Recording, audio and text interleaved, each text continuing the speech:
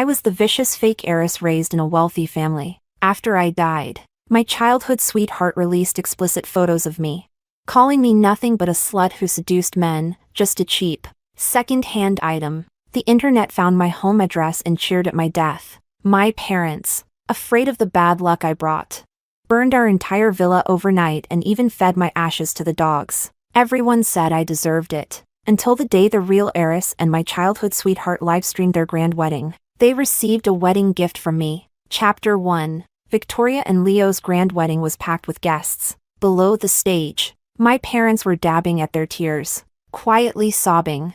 Victoria's finally getting married, our precious little girl. My soul floated in the air, aching with sorrow. They used to love me like that, too. Suddenly, someone shouted, "What a perfect match, young Master Leo and Miss Victoria. Truly made for each other." Yeah, not like that Lisa. She stole the real heiress's identity for years and was never even presentable. Even dead, she's still an unlucky disgrace. Victoria seemed to hear my name. She paused for a moment and curled her lips into a cold smirk. I laughed bitterly to myself. It's true, I stole her rightful place in the wealthy family for over 20 years. She had every right to mock me. But then, Victoria turned to the live stream camera and said, "Speaking of which, we really have to thank Lisa, because she prepared a wedding gift for us." A gift? I froze midair. I sensed something?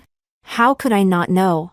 Before I could figure it out, the crowd burst into chaos. She's dead and still pulling stunts? What a schemer! She was arrogant when she was alive, and now she's disgusting even in death. With how twisted she was, could it be some kind of curse? My mother's face turned pale. She shot to her feet. She always wanted to take everything from Victoria. There's no way she'd send a gift.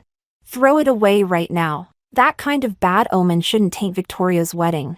Leo also frowned and waved his hand dismissively. Forget it. Don't bother looking. It's probably nothing good. Let's just continue. But Victoria raised her hand to silence them.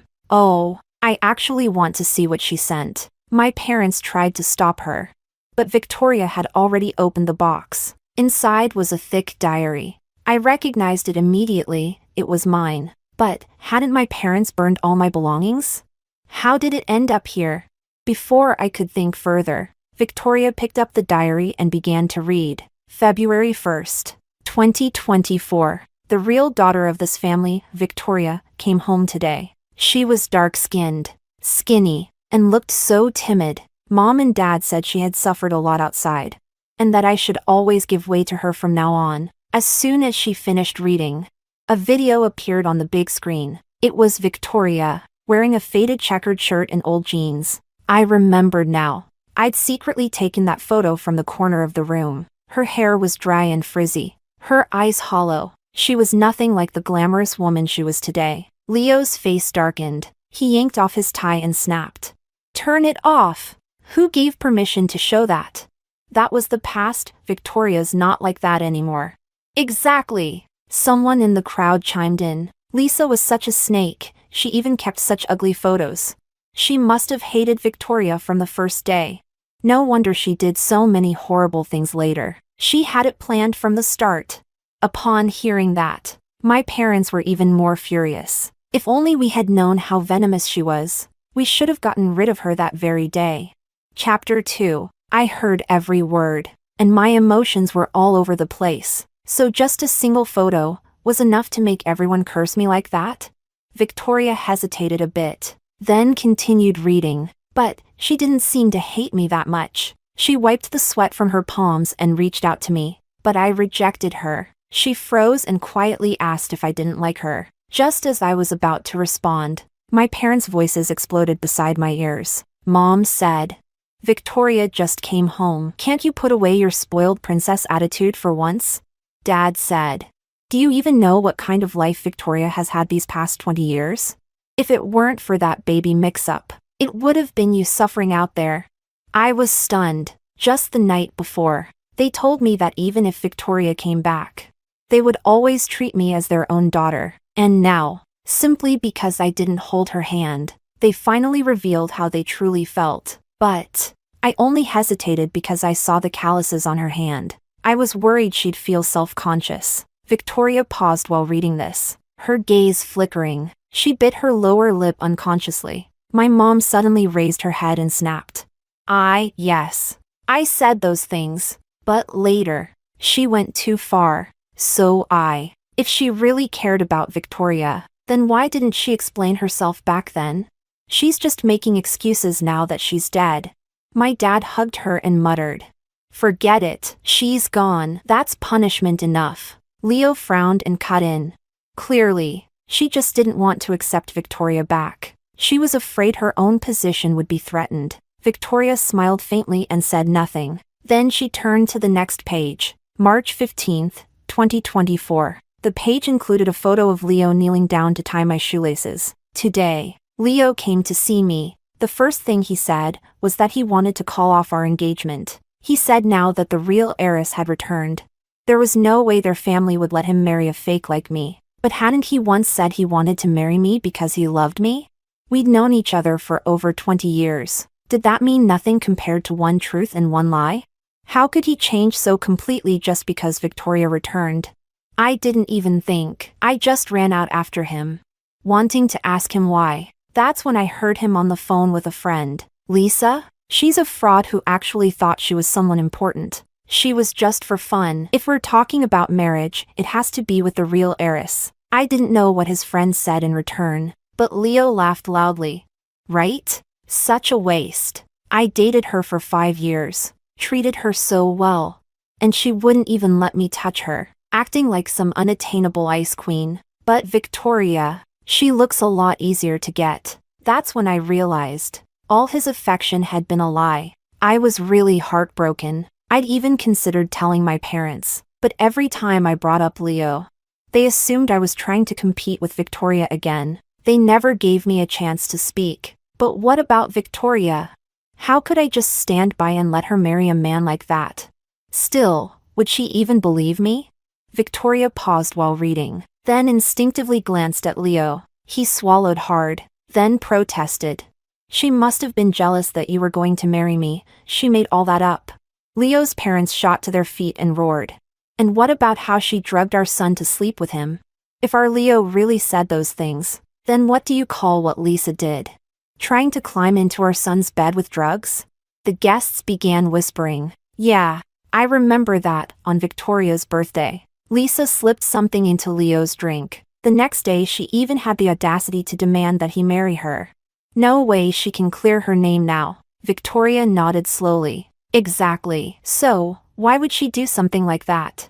Chapter 3. Then, Victoria turned to the next page. May 20th, 2024. Today was Victoria's and my birthday, but Mom and Dad seemed to forget mine. They only bought a cake for Victoria. Still, I didn't get angry. It was just cake. I didn't even like sweets. Victoria must have noticed me standing in the corner. She came over with a slice of cake and said to me, "Happy birthday, sis." I pretended to be annoyed and pushed the cake away, but my heart was pounding. How I wished I could say happy birthday to her too. Even then, she smiled and said, "It's okay." At that moment, she truly looked like an angel. No wonder so many people loved her. Later, I saw Leo putting powder into her drink. There was no time. Victoria was about to take a sip. I rushed forward and grabbed the glass, downing it all myself. Just as I let out a breath of relief, Mom stormed in and slapped me across the face. The force knocked me to the floor. But she didn't stop. She immediately turned to ask Victoria if she was okay. Mom, why didn't you ask me why I did it? But in the end, she chose not to believe me. She had the servants drag me back to my room, forbidding me from coming out. I don't know how much time passed. Everything was hazy. I could barely stand upright. In the blur, I saw Leo. He shoved me down onto the bed, his face twisted with rage. I was this close to getting Victoria, and you had to ruin everything? Well, since you're so eager to throw yourself at me, then I'll take you first. I wanted to fight back, but then I thought, maybe if I gave myself to him, I could force him to marry me. Maybe Victoria would be safe. So, I stopped resisting. Later, I woke up after someone threw cold water on me. Leo looked at me with disgust. You drugged me? You even dared pretend to be Victoria. Do you know what you've done? But forget it. My heart belongs to Victoria. It always has. My parents wouldn't listen either. They pointed at me, shouting, "You filthy thing! You used such despicable tactics just to stop Victoria from marrying into a wealthy family. From today on, get out. You are no longer welcome in this house." I thought losing my virginity by force would be the worst pain I'd ever feel. But this hurt so much more. As Victoria finished reading, someone in the audience couldn't hold back anymore. With a trembling voice, they asked, "So, it was Leo who drugged the drink. Lisa just tried to save Victoria? Lisa was framed?" Leo hurriedly waved his hands, panicking. "That's nonsense. She made it all up, pure fantasy." I saw my parents frozen in place, lips trembling. My mother stammered, "Victoria." Victoria was always meant to marry Leo. It was only natural. So even if something happened, what of it? But Lisa, that ungrateful brat. She insisted on staying in our house. Wasn't it just for the money? Victoria chuckled softly. For the money?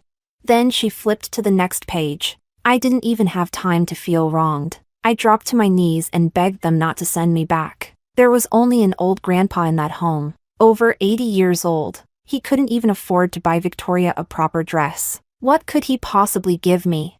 I really didn't want to go back. At that, my mother seemed to take it as proof she was right. Her face visibly relaxed. But my father still scowled. Lisa just worships money and looks down on the poor. All our kindness to her was wasted.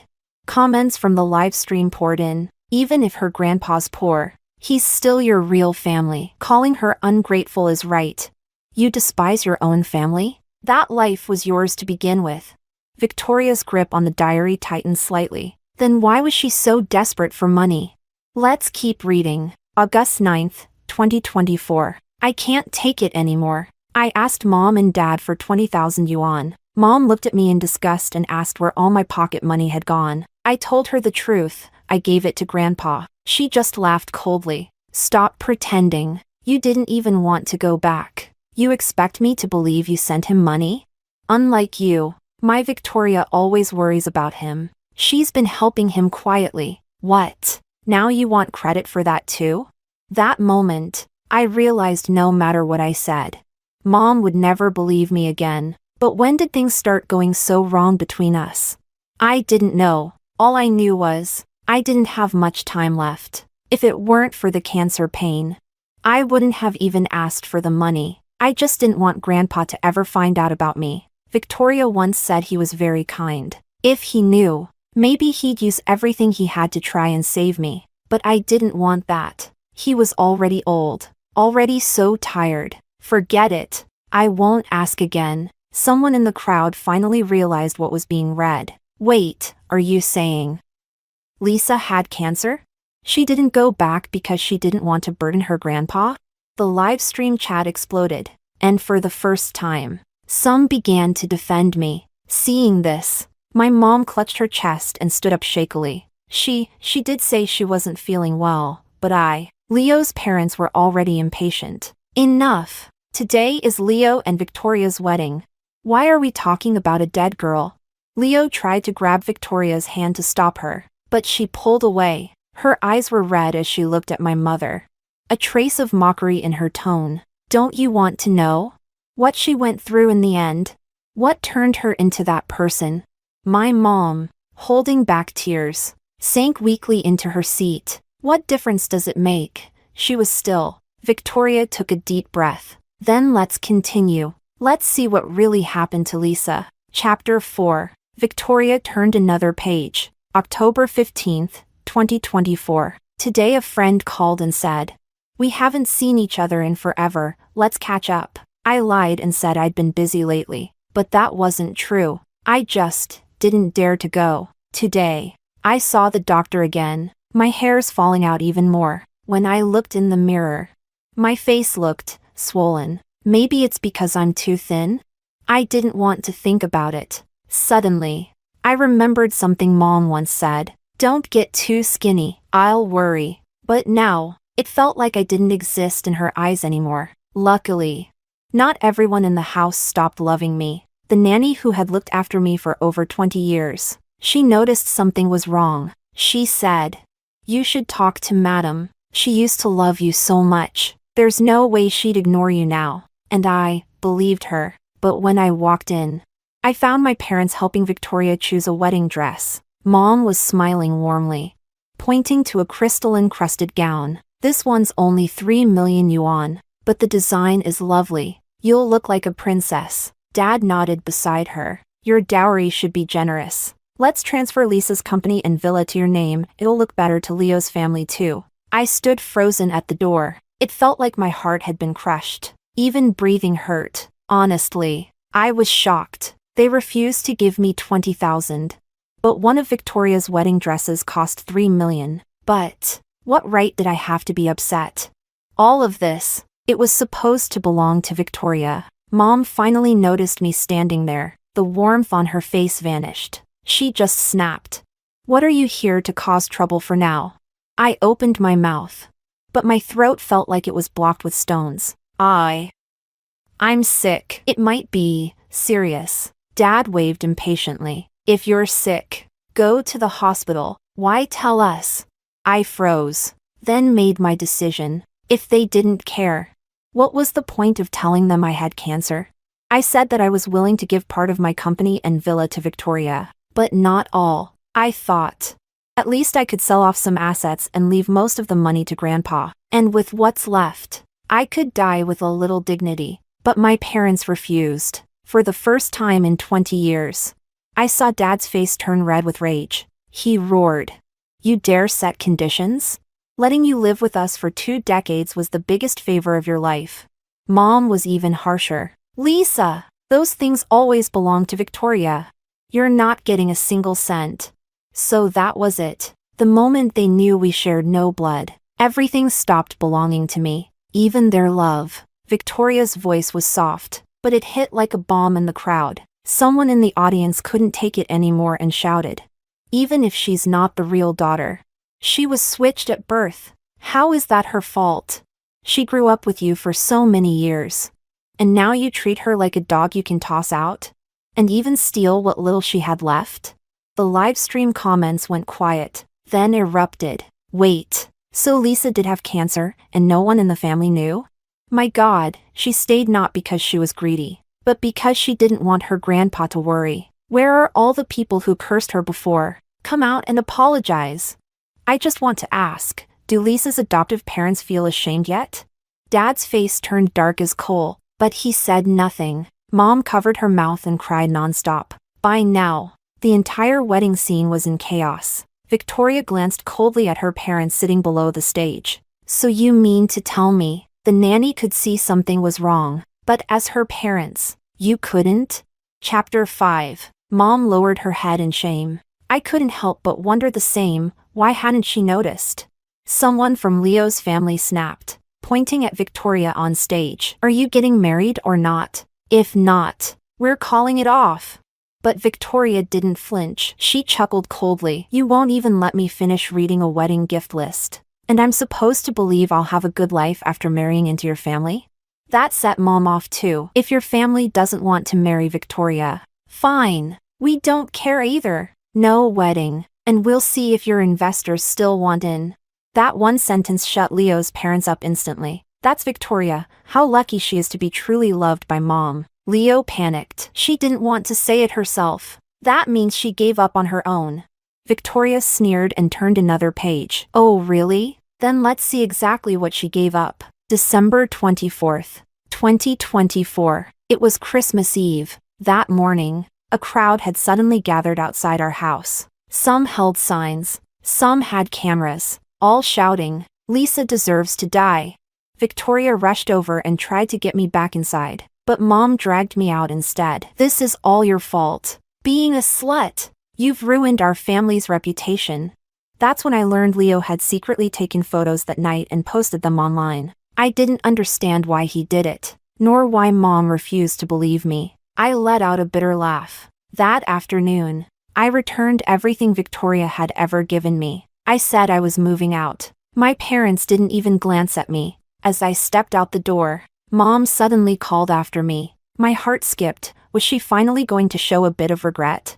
But all she said was, "From now on, don't tell anyone you're my daughter." So that's how it is. She really did think I was shameful, and she really only ever wanted Victoria to shine alone as the family's only precious daughter. The crowd was dead silent. Even the livestream comments slowed down. Someone muttered, "Is she even human?"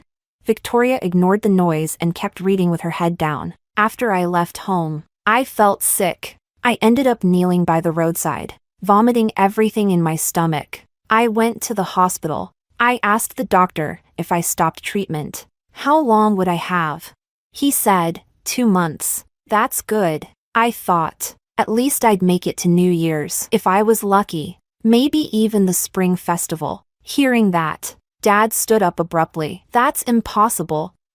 She's lived a perfectly good life in our home. There's no way she has cancer. This has to be fake. Victoria lifted her head. Grandpa said, "My mom died of cancer too." The comments came flooding back. "It's hereditary." Poor girl. Victoria turned another page, paused, then continued reading. After the hospital visit, I quietly went to Grandpa's place. I left an apple and a greeting card with Victoria's name on it at his door. Grandpa spotted me and hurried out after me. He asked who I was. I said I was Victoria's friend. He beamed with joy and invited me in for a meal. It was the best meal I'd ever had in my life. I wanted so badly to tell him I was Lisa, but I didn't dare. When I left, Grandpa stumbled after me and handed me a bag of oranges. He said he knew Victoria didn't lack anything nowadays. Victoria once said her favorite thing in the world was the oranges Grandpa picked just for her. I was so envious of her, envied how deeply she was cherished. I hoped she'd live a peaceful life. With Grandpa always thinking of her, that would be enough. I wandered the streets, watching the crowds come and go, and realized I had no home. I used to, but I don't blame Victoria. None of this was her fault. Strangely, I found myself worrying about her instead. Would she really be happy marrying into a family like Leo's?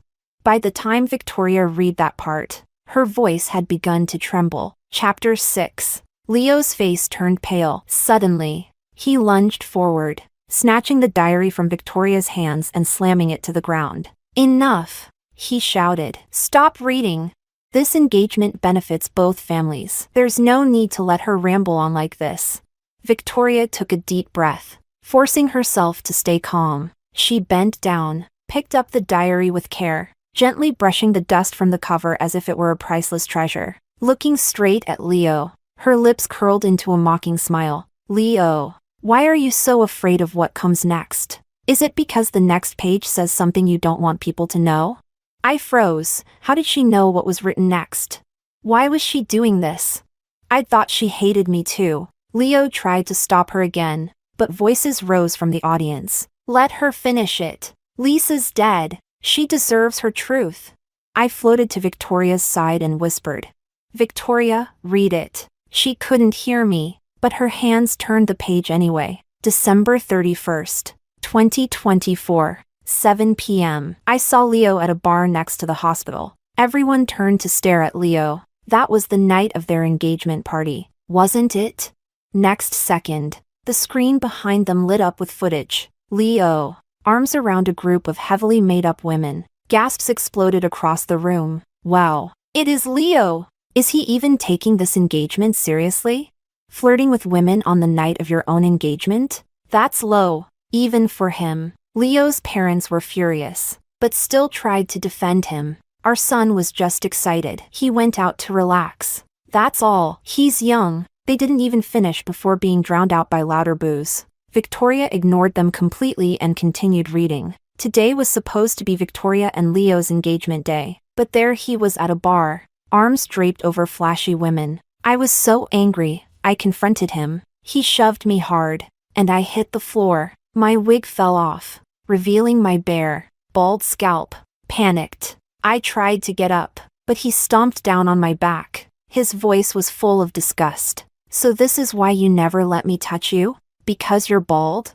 One of the women asked who I was. He smirked and replied, "Just a filthy slut." And suddenly, I remembered that night. How he pinned me down. How I cried and begged. How powerless I felt. I stared at him, trembling. After everything we've been through for over 20 years, doesn't your conscience hurt at all? He just laughed. If I hadn't thought you were a rich heiress, I wouldn't have looked at you twice. So that's it. The engagement was never about love, just profit. But Victoria still didn't know the truth. Grandpa loved her so much, I couldn't let her fall into this trap. I struggled to my feet, trying to call her, but before I could even dial, Leo snatched the phone from my hands and smashed it on the ground. It shattered into pieces. He warned me coldly, "Don't say a word. Think about your grandpa." The live stream exploded. Comments came crashing in like a storm. Threatening a cancer patient with her grandpa? Is he even human? Disgusting family. Leo. Get lost. Chapter 7. I saw Leo's parents collapse into their seats, their faces ashen. My own parents looked horrified. Mom suddenly shot up, pointing at Leo's father and screaming, "What's the meaning of this? What the hell do you think my daughter is?" Dad's face turned red with rage. He stormed over to Leo and nearly punched him. "How dare you treat my daughter like this?" But Victoria raised her hand, signaling everyone to calm down. She was determined to finish reading my diary. He had threatened me, and I was too scared to speak. But then one of the men next to him looked me up and down with a disgusting grin. He said he'd never tried someone bald before. That monster Leo even pulled out a secret video from that night. Laughing. "So good," he said. When I heard that, I froze. The memory of that night came flooding back like a tsunami. I could barely breathe. On the screen, I was being humiliated. I was crying, begging them to stop. But Leo and his friends just laughed like wild animals. I was shaking with rage. I wanted to jump down there and strangle him. But I was just a ghost. There was nothing I could do. Victoria's tears finally started falling. But still, she kept reading, her teeth clenched in pain. After the video, they dragged me into a car. I don't remember what happened next. All I know is that I couldn't walk. My body felt like it had been torn apart. I wanted to go to the police, but every time I thought about Grandpa, I just couldn't. Was I pathetic? Was I so worthless that no one could love me? I knew then I wouldn't make it to New Year's, wouldn't live to see the spring festival, wouldn't even live long enough for cancer to take me. The audience was sobbing. The comments flew in like wildfire. "Call the police. Investigate everything. Scum like this doesn't deserve to live." "Lisa, you weren't pathetic. They were vile." I looked at Victoria. Her hands were shaking so badly she could barely hold the diary. Leo snapped out of his daze and pointed at her furiously. "You're making this up. This is slander. It's a crime." But then Victoria calmly pulled a recorder from her pocket and hit play. I recognized it. It was my voice recorder. I had left it next to the diary, hoping that one day, someone would speak up for me. I never imagined that someone would be Victoria. From the speaker came my sobs, Leo's laughter, the disgusting shouts of those beasts. The entire hall fell silent. Even though I was dead, my soul trembled. Leo's family collapsed, screaming, "This can't be real. It's fake." But no one believed them anymore. Victoria slammed the diary shut. Tears streamed down her face. Victoria looked at Leo, her voice ice cold. "This wedding is off." The room fell silent for a beat, then erupted into thunderous applause and cheers. The live stream chat exploded. "Yes, she did it." I'm literally bawling. Forget the fake/real daughter trope. This is sisterhood. Leo collapsed onto the floor, screaming, "Lisa is already dead. Why are you still doing all this for her?" He scrambled over to my mom, practically crawling. "Okay, maybe our family isn't as rich as yours anymore, but if we go through with this marriage, your family will profit at least 500 million yuan. You're really gonna let Victoria throw that away? You'd give up that money?" Mom's face turned red with rage. She slapped him, hard. "Shut your damn mouth." Chapter 8. Crying. Mom turned to Leo's family and screamed, "If you hadn't framed Lisa, if you hadn't tricked us into thinking she was jealous of Victoria, we never would have treated her like that. We never would have thrown her out. My Lisa, she must have been in so much pain." I know now, Mom regrets it. But I'm already gone. I can't hug you anymore. Victoria stepped forward and said gently. Mom. Lisa never once wanted anything of mine. Because she was richer than me. She held out her hand, showing the calluses on her palm. Lisa was right. If she had ever touched these, I would have felt ashamed. She just didn't know how to express herself. It wasn't that she didn't love us. There were countless nights I lay awake in regret. Why didn't I speak up for her that day? Even just one sentence. Victoria. Mom tried to take her hand, but she pulled away. I grew up in the countryside. I was timid, afraid. If it weren't for Lisa, Leo would have already. She trailed off, but her meaning was clear. That's why I have to stand up now. I want Lisa to leave this world with dignity. As soon as she finished speaking, Dad kicked Leo so hard he fell back. Disgraceful bastard. Leo stared up at Victoria, shocked. Then why go through with the wedding in the first place?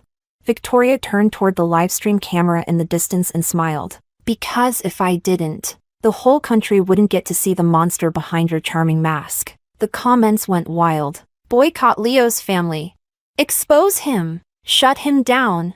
Just then, a group of uniformed officers stormed in and headed straight for Leo. Leo, you're under investigation for rape. Come with us. Leo went pale, thrashing around. No, it wasn't me. Lisa seduced me. But no matter how hard he shouted, he was dragged away. His family panicked, crying and begging the police to let him go. They were all shoved aside, mercilessly. As Leo was taken away, Victoria looked up and whispered, Lisa, did you see that? The bad guys are finally paying for what they did. I floated to her side and tried to hug her, but my arms went right through her. Just then, I saw Grandpa arrive. He was still wearing the same clothes from the other day, holding a bag of dried plum cookies and a sack of oranges. When Victoria saw him, she panicked a little. Grandpa. She was probably worried he had heard everything. How sad he'd be if he knew. But Grandpa just walked up to her with a gentle smile. That little girl who visited me last time, she really liked the cookies I made. Be sure to give them to her. Victoria froze. Tears poured down her cheeks. She took the treats with trembling hands, unable to say a word. I saw the cookies, and I cried too. Looking at my parents, Grandpa added. Victoria went through a lot when she was living with me. Take good care of her from now on. Oh right, could you tell me, when will my granddaughter, the one who was switched at birth, come home? That's when I realized, ever since I told them I didn't want to return. Victoria had told a lie for me. She said I had gone abroad to study. Mom glanced at Victoria, then looked at Grandpa and said, she'll be back next month. A month later, Mom hired someone to pretend to be me, just so Grandpa could see me one last time. After that day, Grandpa passed away peacefully. Turns out, he had been waiting for me. Later, my parents had a new grave built for me, and after Grandpa died, they buried him beside me. I floated silently above, watching Victoria laugh and cry all at once. She wiped my tombstone gently, and whispered, you're the starlight that disappeared from my sky, until finally, my soul slowly faded away. Thank you, my little sister.